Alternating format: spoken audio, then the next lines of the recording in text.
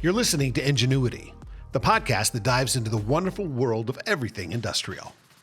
From the birth of the first combustion engine to breakthrough hybrid power technologies, Engineuity examines just about everything the industry has to offer.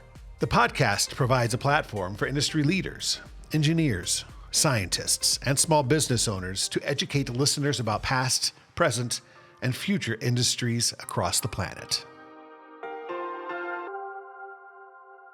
Welcome to Engineuity. Today I'm delighted to be joined by Mike Brezonick, the VP of Editorial for KHL Group and Diesel Progress magazine. Mike, how's your Thursday so far? So far, so good. We'll see how this goes to determine how great it is. But actually, I appreciate the opportunity. As I think I've mentioned to you, I will be retiring shortly. And so it's nice to reminisce and look back and think about things. And this is a really good opportunity to do that. So I appreciate that. Good. I'm glad I got a couple of really interesting topics to kind of throw at you today and get your unconstrained take on. So, but I want to open with the Diesel Progress Summit. It's coming up again this fall. And I know you guys are still kind of nailing down the speakers and topic areas and stuff, but hoping that you could give us kind of a preview of maybe what some of those focus areas are going to be or what people can expect at the summit this year. Sure thing. As you mentioned, the program isn't 100% done yet, but among the things we will have is a panel discussion on low and zero carbon fuels, which is something that's really going to be significant going forward. I think, and this is my opinion, that's going to play a increasingly big role in the viability of engines going forward. And frankly, it's going to allow engines to remain viable much longer than a lot of people probably think at this point. And it's kind of one of those things. So we've got a number of experts from, oil companies and people like that to talk about. We've got, for those people who are looking more toward the alternative side, we've got presentations on batteries and electric motors and how those have been updated. We have another panel discussion on hydrogen engines, the positives and the challenges going forward. We've got one on the fuel cells in power generation, which is one of the more promising applications for fuel cells. Yep. We've got ideas, and we're working on the last few presentation spots. But I think, again, it's going to be a really good event that I think people are going to come away with some maybe different thoughts and information that they would have had before. And to me, that's always what you want to do. You want to give people information or ideas or thoughts that maybe they didn't have going in, and it gives them ideas on what they can take away and use. Yeah, it felt like last year, you guys kind of opened the door on the discussion of some of the alternate fuels and the extension of the internal combustion engine with low and no carbon fuels. That was kind of it was in the discussion last year, but I'm glad to see that door opening wider because I think there's been a ton of developments this year with low and no carbon fuels coming out and people approving them for engines and that the acceleration of that has really, the pace of that has really accelerated in the last year. Well, I would agree. And one of the things that I think that everybody's been a little naive into thinking that there's a very big player involved in all the mobility and power system markets, the oil companies, which are, multi-trillion-dollar businesses. Yeah. And I don't know how anybody thought that they were just going to go, no more carbon. I guess we're just going to stop selling stuff after 140 years. Goodbye. Yeah. No, they've been very active, and as you saw, Alan Arati at the summit last year pointed out, they're right in line with a number of different low and zero carbon fuel options, and those will be rolled out because they're businesses as they need to, and they know they have a market.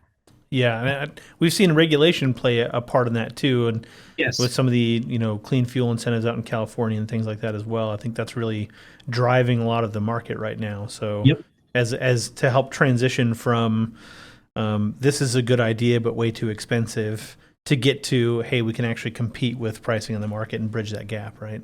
Exactly. Yeah. And anybody who talks about pricing, I always point to all things electric and fuel cell and say, okay, you want to talk about high prices? Yeah. Start looking at batteries to drive an excavator or something like that. And exactly. It adds up. I wanted to talk about your experiences at the ConExpo this year. So this was the first time that we've had that show since COVID shut it down back in 2020, which was kind of a surreal experience. But what did you see at the show this year? What were your takeaways? What were the unexpected things that you came away with from the show this year? Well, I guess in one sense I was surprised. The ConExpo really seemed to me to put a lot of the focus back on one of our favorite subjects, engines. Mm-hmm. You had a bunch of new diesel engines launched, and I was almost shocked when a senior official from a very large engine and equipment manufacturer that happens to be yellow and used to be in Peoria, got up in front of a crowd of press and customers and other people and said the company was committed to diesel. Now, you can't imagine somebody saying that a year or two ago, because diesel was nobody wanted to admit they were doing diesel, and it was something. It was a word you didn't say in polite company, I don't think. But I think reality has set in the interim. People have realized that the alternatives, electrification and fuel cells, as good as they are and as good as the potential is, they're, for a variety of reasons, they're not there yet. And Right. So in the meantime, there's a lot of work that needs to be done, things that need to be hauled and whatnot. And it's going to be engines that does it for sort of the foreseeable future. And in reality, I think from an environmental sense, that's a good thing. Because today, when you look at diesel and spark ignited engines, and you look at particularly the new fuels, you can start making a dent in carbon emissions right now. Mm-hmm. Most of the other technologies really will, they'll have an impact, quite a ways down the road. But you can buy a machine with a diesel engine now, start using HBO, and significantly start reducing your emissions, the carbon emissions, immediately. Yeah, something like 70% compared to fossil fuels, right? Yes. With no changes to the engine. And exactly. Yeah. And the thing about it is as someone who's way smarter than me once explained, it's sort of like compound interest. If you can start making progress now, it'll make things much better down the road, and you won't have as much built up carbon emissions and things like that. And, we all know you can't flip a switch on the transition. Well, it also occurs to me that if we have a future shaping up that have an array of options for low carbon and no carbon fuels, right?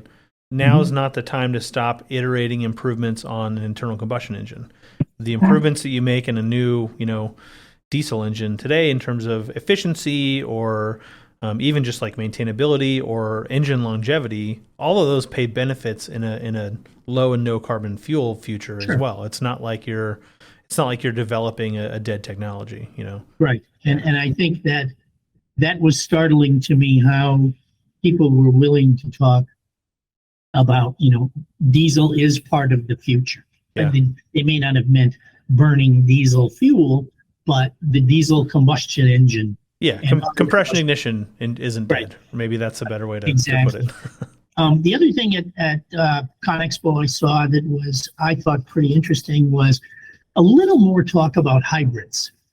You had Kubota, for example, unveiled its second and third hybrids. And, other people showed some hybrid things. And hybrids are kind of interesting because, a number of equipment manufacturers launched hybrid machines a few years ago. And they really didn't go too far because, they still got them, but they don't sell very many, simply because, they were a little more complex. They were more expensive. And it was like,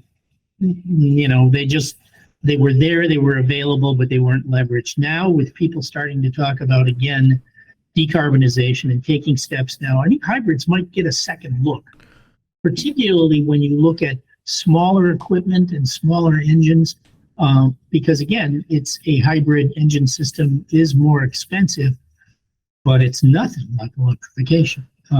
Electrification is really expensive. It'll find its niches where it needs to be, but I'm sorry, they have to do something about acquisition costs. You can talk about TCO, all you want, But if a machine costs 3 or 4 times as much to acquire, and for the user, it's doing the same job as what he's got now, I just think that's really hard to justify from a business case sense, unless you're in a very specific circumstance. You can't bid this job unless you have a zero emissions machine or something like that. Yeah. But for the broadest part, I just, it seems to me that they're going to have to go a ways to be able to make that leap for a lot of construction companies, contractors, landscapers, people who buy machines.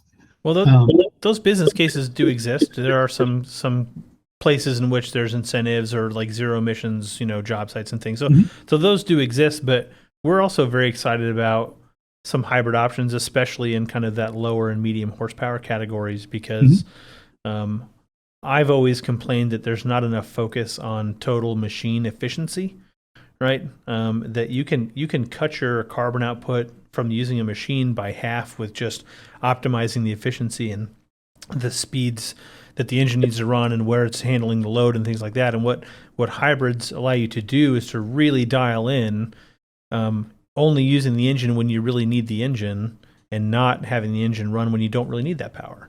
Right. Or not putting a bigger engine into the application than you really need for very short periods of time. And the hybrids really give you the ability to kind of tune that system directly to the operating requirements of that machine and effectively cut the amount of fuel you need to do the same job, which is effectively reducing the carbon output.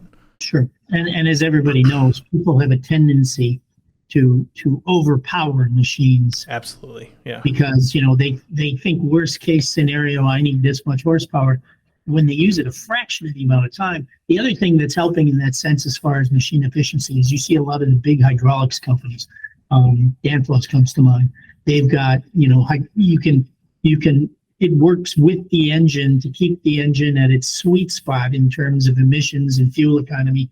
And then all of the, the real work to make the machine do what it needs to do, a lot of that is picked up by the hydraulics rather than cycling the engine up and down. Yeah.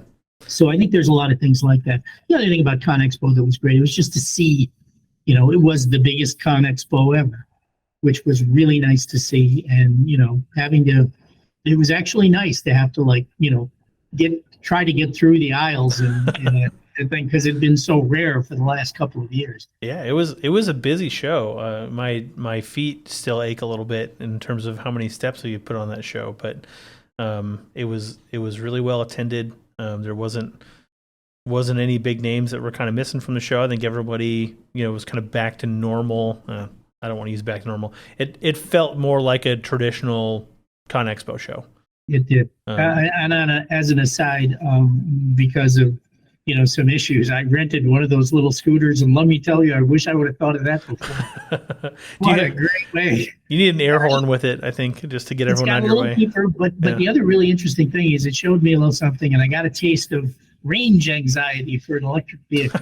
I had this thing, and I had to go from South Hall to the festival lot. Oh yeah, which that was a haul. It was. Did you take the Hyperloop?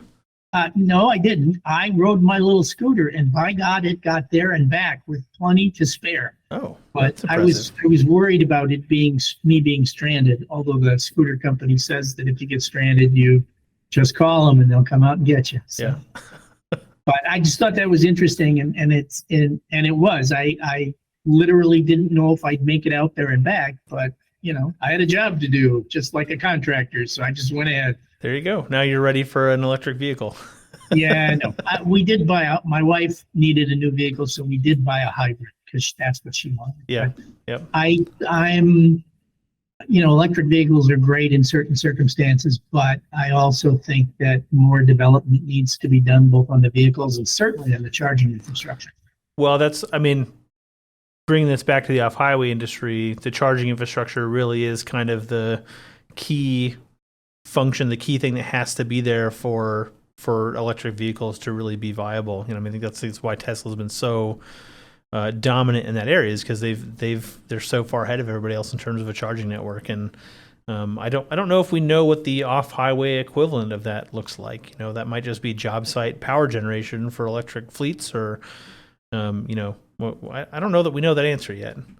Well, I don't think we do, and I think you've seen some, people who are developing alternatives like a battery system that you use to charge machines on the job site. It's a big,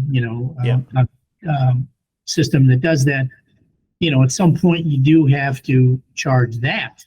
And so, you have the opportunity of charging it with a genset, which, Right. We've all seen the pictures of the electric cars being charged by a diesel genset. Yeah. And it's kind of ironic, but, they'll figure things out. They just have to, it's going to take, I'm a believer that this sort of thing always takes much more time than anybody thinks. It's going to take for it really to become a viable player in the market. And we'll see. I could be proven wrong, but I kind of doubt it because, again, all that stuff is expensive. Yeah. And, you've got a business case to make. And I don't know how you do it with some of this, even with some of the subsidies and things that are available. And you have to wonder how long can those subsidies go on? Well, I would agree with you that the actual dollars and cents don't always seem to pencil out with the current economics of some of these technologies and the upfront acquisition costs. But I also at the same time have this kind of feeling, and I don't know if I can pin down where it comes from in fact, but I have this feeling that the industry is in a place where it is kind of prepared to rapidly turn over. I think a lot of the major players in the industry, I take them at their word that they're serious about a commitment to decarbonizing the industry and that they're going to put in the engineering and the effort to bring products to the market that can solve those problems. And if people are serious about, decarbonizing their job sites or their facilities, and then they're going to have to go ahead and spend that money. And at some point, the demand kind of has to be there. But I do get the feeling that everything is kind of primed to start making the switch and that there is a potential for everything to happen a lot faster than we've seen with most other transitions in the industry, Well, time will tell, Sure. Using the mortal line. It's interesting you mentioned that because Jack Roberts, who writes our Street Smarts column, in our next issue, he addresses that. He was at the ACT, American Clean Transportation Show out in California, and he talked to the guy who runs, I want to say it was Peterbilt, and he got up and said, okay, we've made the commitment. We've worked with our suppliers and we've developed electric vehicles and, for medium and heavy duty and everything. And basically he said, okay, somebody's got to start buying these things. Yeah. Because we can't scale if nobody buys these things or they keep buying them in the relatively small amounts that they get. And yeah, that's true. I don't think there's any question that at some point it's got to be, they have to justify all what they've spent to do it. And the equipment is there. It's about as good as it's going to get for a while. And it is real expensive, but nonetheless, for the sake of the future, somebody's got to buy it. And when it comes to spending money, everybody's willing to spend somebody else's money. And that's true. So I guess we'll see how that goes. And you mentioned that, the manufacturers are committed, and I believe they are. But they're also, again, I always look at it from the point of view of the customer.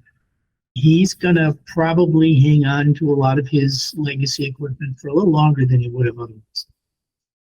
Because there's a little bit of show me in there. There's a little bit of, okay, supposedly we need more scale for the prices to come down.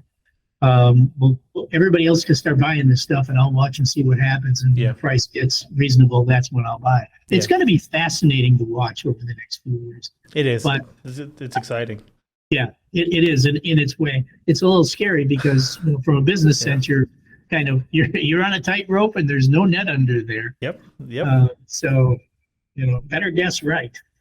Well, I want to change gears to a different topic area, and I'm mostly because I'm trying to decide if this is kind of my own bias and maybe paranoia, or if this really is a trend going on. But Cummins was your newsmaker of the year last year. I think mostly because of a lot of their large acquisition announcements. But I mean, all the other major players in the industry have been on kind of a tear of acquisitions. Mostly it seems to kind of absorb these new technologies and new component suppliers to be able to put this low carbon, no carbon vision into reality. Is that trend toward consolidation just something that's always been happening, and kind of normal turnover in the market is that you have kind of these like startups and eventually they get absorbed, or is the pace of that accelerated right now? And what do you think that looks like into the future? Well, it's a little bit of both. It's always been a little bit of both. I think that, if you go back and look in history, and I've been here, the magazine's 88 years old this month, and I haven't been there the whole time, but I've been here quite a while. And you always have seen situations where there just seems to be a lot of consolidation and acquisition. Yeah. And, who knows sometimes what causes it. I think now you are onto something in that what a lot of the larger manufacturers are doing is, rather than develop some of these technologies from the get-go, and certainly, the big companies have the financial and engineering horsepower to do all this stuff. They can, but it's kind of easier to kind of look and see, okay, what are those guys doing? Hey, that's pretty good. We should look into that. And then they either become joint ventures, partnerships, or outright acquisitions. Yeah. And that's a pretty quick way to bring yourself up to speed on some of the technologies. And, the big guys certainly have the money to do it. So why not do it that way? I think that one of the interesting things to me is that, we see a lot of, quote, new suppliers and startups and things like that. But I really believe at the end of the day, it's all going to be the usual suspects of who the suppliers are and who the OEMs are. I just don't see how that works any other way, because even if you're a startup with a brilliant idea and you've got a great technology, you have to figure out how to manufacture it, distribute it, support it in the field. Yeah. And that means they really have to understand the market and the application for whatever their technology is. And that's pretty hard for a startup to do all that. Even someone as smart as Elon Musk, you can see in some cases, they don't get some things. I don't know if you saw their first iteration of their electric truck. All I can say is that some real drivers saw it and said, well, that's obviously been designed by someone who was never in a truck. And just with some of the things they did. So, you look at the traditional manufacturers, they really know how these things are used. And that's critical, along with the wherewithal, the ability to be able to service things in the field and, distribute it and, just support it.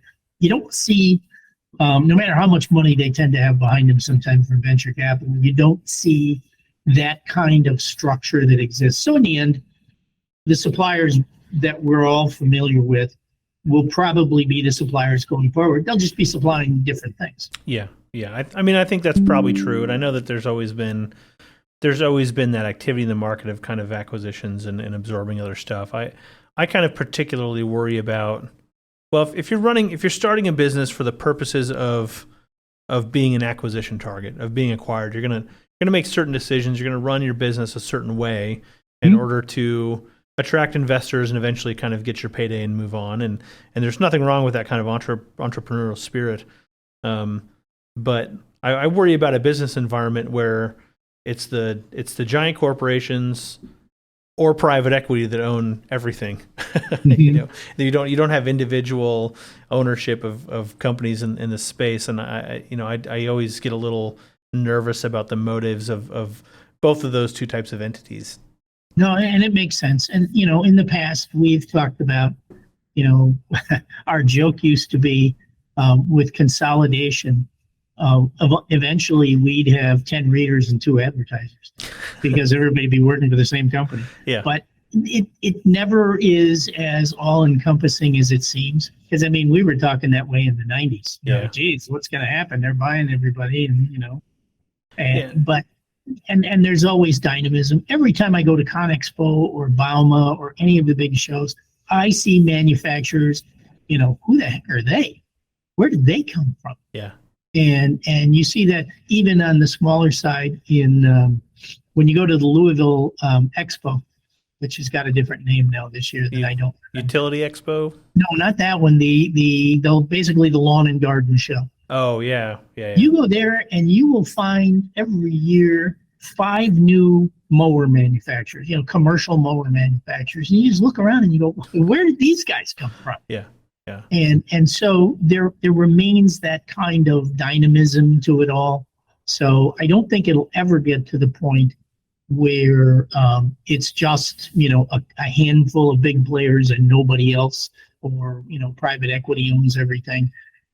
Because the other thing is, so much of buying decisions, this was one of the great revelations I had once. So much of the buying decision, we all think that people are doing things, they're just following business, the best business practices and stuff like that. There's still a lot of emotion in buying. Mm-hmm.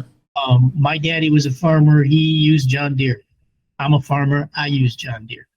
I remember back in the days of the 2010, when the 2010 truck engines came out and everybody was wondering how those were going to work. In the summer of 2011, I reached out to some fleets and talked to them about, what they were seeing from those engines from different manufacturers. And I'll always remember one guy he had a Mack fleet.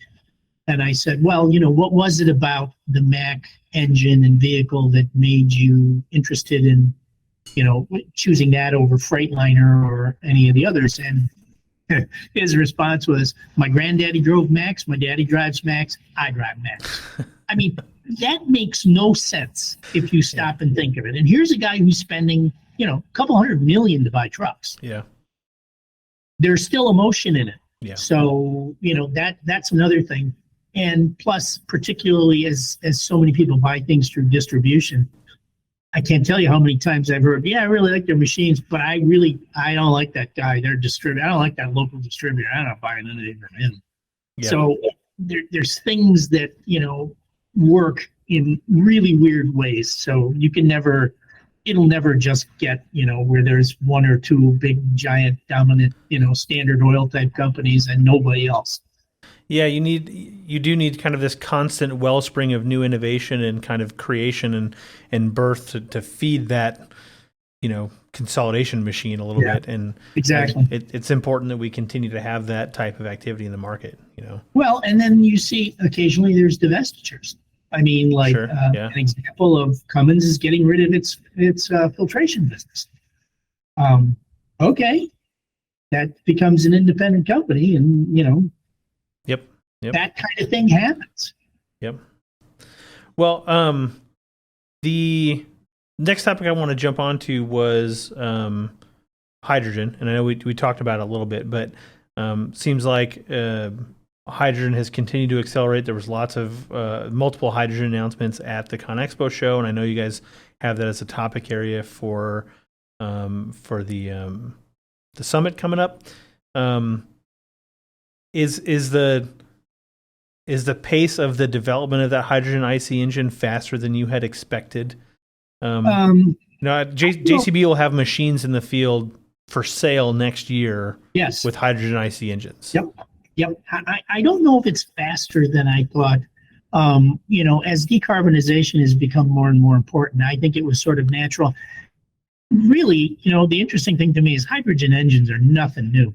Back in the 90s, when the automakers used to do things just because they could, and they'd play around with all different gas turbine cars and whatnot, I was in a airport shuttle bus powered by a Ford hydrogen engine.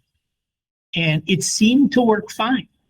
Spark ignited engine. It was a version of one of their, gasoline engines with some modifications, and off you go. Mm-hmm. And, so there have been bits and pieces out there. Obviously, you have to do a few things to an engine to make it suitable for hydrogen, but you're not changing that much. If you look at Cummins, and they've got what they call their fuel agnostic engines, right. The bottom 2/3 of the engine is the same. Mm-hmm. It's the top, the head and some things up there that are different. Well, okay, that makes it manageable. There are economies of scale there. The other problems of hydrogen that there, will be they're working on and they're getting through are things like, as you know, there's hydrogen embrittlement, which is one of my favorite words. You have to use different quality materials, different Right. steels and things like that. But the other thing is hydrogen is really hard to seal. It's a very tiny molecule that can get out. And that's one of the things that, at some point we're going to be looking at going forward. Everybody, when you say hydrogen to the average person, what do they think of? The Hindenburg blowing up. Yeah.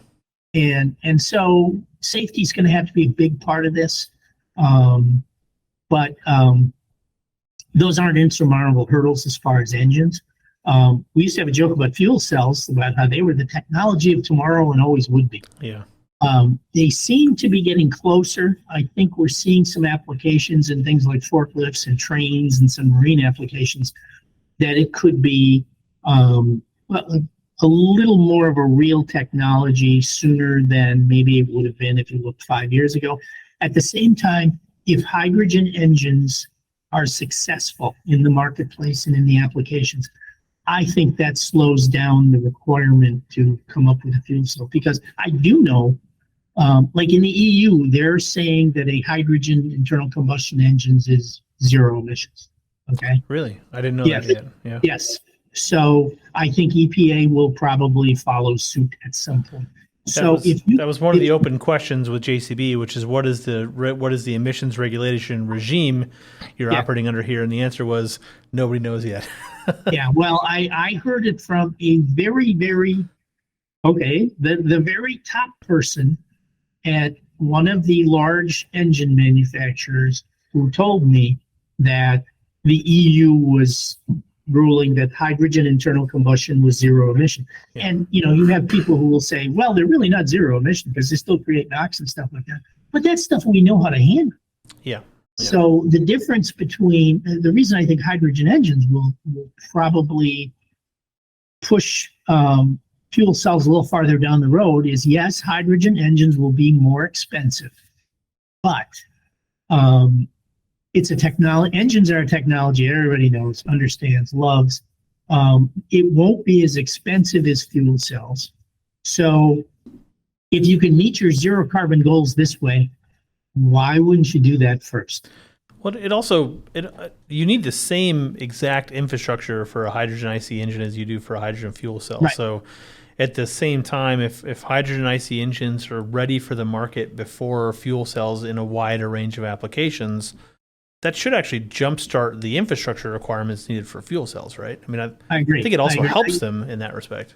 And the thing about it is none of this stuff works without the hydrogen infrastructure. Right. And, how do you get hydrogen fuel to where you need it, and how do you distribute it? And it's interesting because a lot of people are basically, the big push is for green hydrogen that you make with renewables, and they're going to build all these facilities all over the place and create hydrogen there.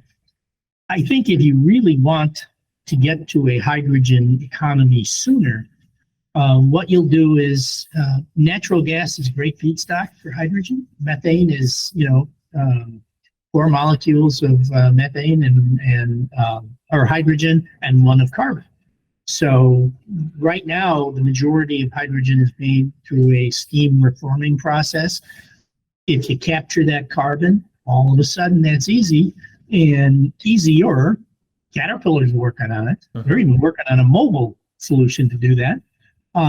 So, I think that if we can get the fuel out there sooner, whether it's blue or green, I think that's a really good thing. And it'll help kickstart. And then the infrastructure, the green hydrogen infrastructure, will have more time and less pressure to grow quite as fast. Yeah, I mean, I agree with you. We have kind of this stepping stone model with just where the hydrogen infrastructure comes from as well. I was on a recent SAE conference on hydrogen, and the amount of federal dollars on the table from the Inflation Reduction Act for hydrogen infrastructure is kind of crazy. I don't recall it all well enough to actually state it here in a public forum, but there's a ton of potential investment in that infrastructure, specifically in the Inflation Reduction Act, and that has the possibility, I think, to really kind of jumpstart some of the infrastructure in this country. Well, the only thing I say about that, yes, there is a titanic pile of money being offered, to anybody do it. But all of this stuff takes time. Yep. I mean, you look at, I always look at California, which is the most environmental state in the country. They can't even build a railroad from one end of the state to the other. I drive by it all the time. Yeah. And so I look at the fact that everything takes a long time to build. If, it isn't like the days of the interstate highway system where nobody got in the way, there weren't any local ordinances or anything like that. Yep. Now, everything that gets built, it just takes a heck of a lot longer. So the money will be there. But the problem is, even if I give you the money, it's going to take 2 years for you to get all the documentation and permits and build the thing. Yeah. Yeah. So it's we have a guy at the office who's always talking about, he sees the money and he says, well, it's just going to be here, next week kind of thing. And I'm like, no, it really isn't going to be. Well, the other thing that came out of that seminar for me was the fact that there are pretty well-developed standards for hydrogen refueling of automotive machines, automotive size machines in terms of the amount of flow and refueling time they need. But those standards do not exist for the types of, refueling infrastructure and flows that you need to refuel, say, a giant bulldozer running on a hydrogen IC engine. And so there's still some industry groundwork just in terms of the engineering standards required to be able to make this stuff compatible. So there's still work that needs to be done. But that was what an engine manufacturer from an Asian engine manufacturer, let's just put it that way. He was talking about, like everybody else, they're developing hydrogen engines, but he said, we have no standards. I mean, you go and you look at all the other fuels that are used. There are government standards for what that fuel has to be and how it's, dispensed, all the stuff. He said, we don't have any of that. Mm-hmm. So, how, the government moves like lightning. So it's going to be a while, and which is probably good, because rather than try to force something that makes everybody go off a cliff at the same time, let's just allow for it to find its niches more naturally, I guess. Yeah, and that's where industry groups can play a part too, in terms of maybe not governmental standards, but you can have at least some industry agreed to standards that you can develop on. You tend to end up with 4 or 5 of those around the world that can be at their own kind of pain in the ass, depending on where you're going on the planet. But at least North America tends to coalesce around SAE standards, Right. So if they're able to put those standards out, we at least have something to start with. Well, the one thing I guess I would point to is look at biodiesel. When it first came out, there were no standards, and you had biodiesel, and then you heard the stories about the trucks in Minnesota, the filters were all plugged with wax and stuff like that. And then eventually they came to a standard, but it took them a while. Yeah. And so it could be the same thing. I'm just, I'm considered by some in our company, I'm the cranky stick in the mud kind of thing, but I just see how the world works. And, I'm a believer that everything that needs to happen is going to happen. It's just, it never happens as fast as the advocates want it to. Yeah. Yeah. Well, I mean, maybe not a bad transition to my next topic then, Mike. So, you've been in the journalism industry your entire life, as we talked about, I think the last time you were on the podcast. And I can't recall how many years you've been with Diesel Progress specifically, but it's more than a couple. 33 and change. 33.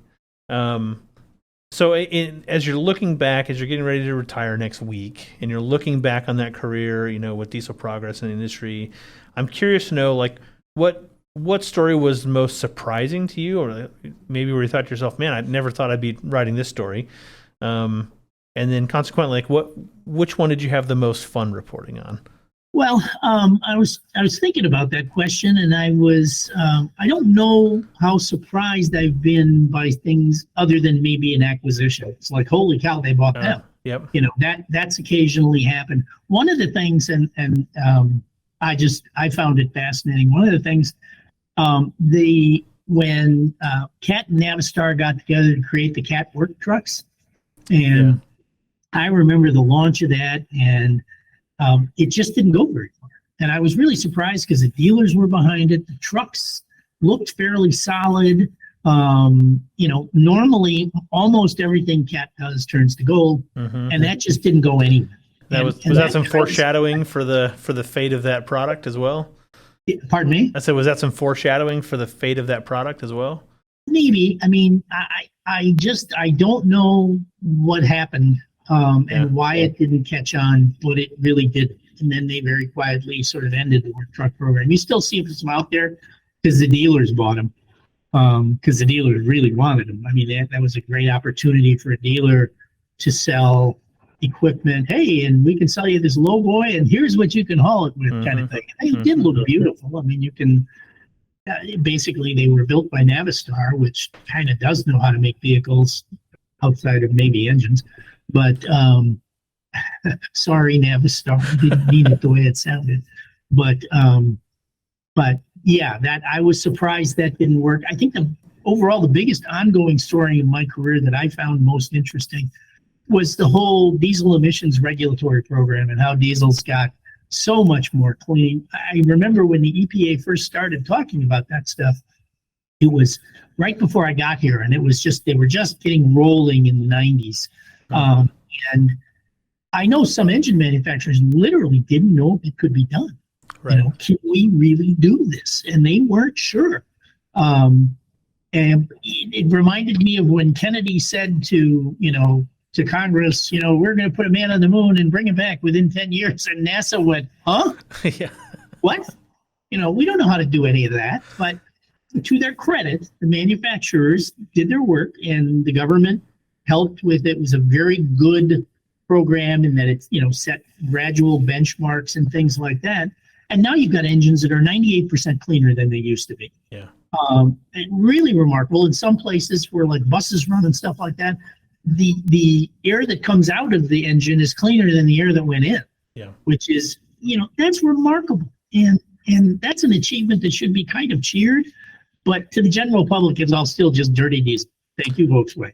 Yeah, I tell that story a lot of just, people need to recognize how far the industry has come. Even in, tier 0 to tier 3, there were some technological challenges and accomplishments there, but like tier 3 to tier 4, interim and then final and now stage 5, like those steps are huge reductions. Oh yeah. From already huge reductions. And I don't think most people outside the industry probably appreciate exactly how much work has gone into getting that done. Yeah, I agree with you. I mean, it's to me, it was the moonshot for the industry, and the Eagle landed and they brought him back. So it's all good. And now they're having to, okay, now we want you to go to Mars, and they'll figure it out. It's just, it's not something, I in one column, I actually said, it's time for some regulation similar to what they had before. Yeah. Give people targets. Don't tell them what technology to use. Give them the targets you want them to hit and let them go. And you know what? They'll find a way to do that. The other big story, and it's really been over the last probably 5 to 6 years, is the technologies that are going to be used in transition. That's actually, to give you a little foreshadowing, the theme of the Diesel Progress Summit this year is technologies of transition. Mm-hmm. And so it's been, we've been reporting on it. It's been really fascinating. Again, the hardware, they'll be really done with the hardware side before the infrastructure and everything is ready to accommodate it. But it'll happen at some point. And, I haven't fully drunk the Kool-Aid on all the climate change things, but decarbonization is a good idea. Yeah. It probably should happen. And there are ways to make it happen that doesn't end up with everything being, super duper expensive. Because again, if you make that stuff more expensive, then guess what? Shipping costs go up and rental costs go up and contractor costs go up and everybody's costs go up. And John Q. Public at some point says, wait a minute, I wanted to hire you to dig a swimming pool in my backyard. It's going to cost how much? Well, I think we're feeling that reality right now, aren't we? I mean, yeah. Everyone's dealing with the impacts of that kind of inflation. And it'll just get worse. Yeah. And it's interesting because now we're starting to see I've seen just a little bit of pushback against some of it, the idea that, electric cars is a good example. They're more expensive than regular cars, so you're pricing a lot of people out of the market. And so they're saying, oh, well, the rich folks are going to be able to have cars in the future, and the poor folks, once you get the social justice warriors and the environmentalists going after each other, it's going to be fascinating to watch. But there's some validity. So before we get too far down a political rabbit hole, then your column, the Top Dead Center column, at Diesel Progress, has always, to your earlier point, brought kind of a dash of skepticism and reality to maybe some of the kind of marketing trends and really shiny announcements that you see, on new products and new technologies, which always comes off to me as kind of a breath of fresh air, and like, hey, not everything is just bright and shiny, that we have to think critically about what the impacts of some of this stuff are. I'm curious to know personally, what's the future for that column going to be? I mean, you took it over from Mike Brezonick when he retired, so are you going to be handing the torch off to somebody, or are they going to kind of restructure that? They are going to handle Top Dead Center will continue. We've got our two editors, Chad Elmore and Becky Schultz, and we've been talking about that. The only thing that'll be different is they may alternate, or one will write a few and then the other will write a few, but they really understand what the idea behind it is. It's a thoughtful discussion. I loved how you put that, because that's exactly what we want it to be. And really the name Top Dead Center goes back, Osenga named it that back in the 80s when he started. And part of the reason it was a deliberate choice, other than just a cool sounding name, because as you know, Top Dead Center is where it's where things begin, really start happening in an engine. So we always wanted to have that column be where stuff happens, where it begins, and then you can go into the rest of the issue. And I have no doubt they'll do fine with it. It's the other thing I'll say about it is it's been a lot of fun writing it, because that has gotten the most response of anything I've ever done. And sometimes it's the ones you go, yeah, well, this one's kind of mediocre. And you hear from people. Yeah. And it's just like, Osenga told me that would happen. He said, you'll be surprised at how people react to that. And boy, was he right. That's probably the thing I'll miss most. Because letters to the editor kind of feedback? Well, emails. A lot of emails. Yeah. And, it's just to me. Hey, saw that column, and then they'll tell me a story about something that's related to it or something. It's a fantastic way. You one of the things about publishing is, you write things and you put them in magazines or out on the internet or something. And you always wonder, well, is anybody reading this stuff? Yeah. And then you hit a nerve, and boy, they're reading it. And that's kind of interesting. That's probably the thing I will miss the most, because that's pretty much fun to do that and have that kind of reaction and have people feel motivated enough to send you a note and talk about something that you've raised. But other people can do that too. No one is indispensable. Charles de Gaulle once said, the cemeteries are filled with indispensable men. And I think it's really true. Well, it always surprises me how big this industry is, but how small the community is in the industry. Walking through a show like ConExpo really gives you an idea in terms of the scale of how many people and players there are, but it really does feel like a fairly small community at the end of the day. Yeah, someone once referred to it as it's a big industry and a small business. Yeah. And it's really true. And you see all the same people, and they may move around, but someone told me when I first started, don't ever burn your bridges with anybody, because you're going to see them again. And they'll be somewhere else. And that's really true. But it also goes to show what a great industry it is. People that get into it and they like it. They're doing good, valuable work. They're helping other people do good, valuable work. I remember when I started here, my newspaper friends would always say, they'd ask me, is that stuff really interesting? And they said it like it was like, the equivalent of eat your broccoli. Yeah. But it really is. It's fascinating. You talk about technology. This industry has it. You talk about cleaning the air. This industry has done it. Mm-hmm. I can't imagine having more fun at something that I've had the last 33 plus years here. And, I'll miss parts of it, but I won't miss the deadlines anymore. Yeah. Well, Mike, your voice in the industry has always been appreciated, and it will be missed. I hope that the replacement riders for Top Dead Center to kind of know how big the shoes are they've got to come fill. And I just want to thank you for joining me again today on the podcast, and hopefully I can see you around. I don't know if you'll be making any kind of guest appearances at the summit or anything, but I hope to be able to catch you at some of those events if you feel so motivated. Well, that's up in the air right now, but we'll see, is all I can say. The future, as someone once told me, the future is inherently unknowable. Yeah. So, very true. It's possible I may be around, and it's possible I may not be. It depends on circumstances. Okay. Well, I'll keep my fingers crossed that we'll cross paths again. But again, thanks for your time today, and thank you so much for all of your participation in the industry. Thank you.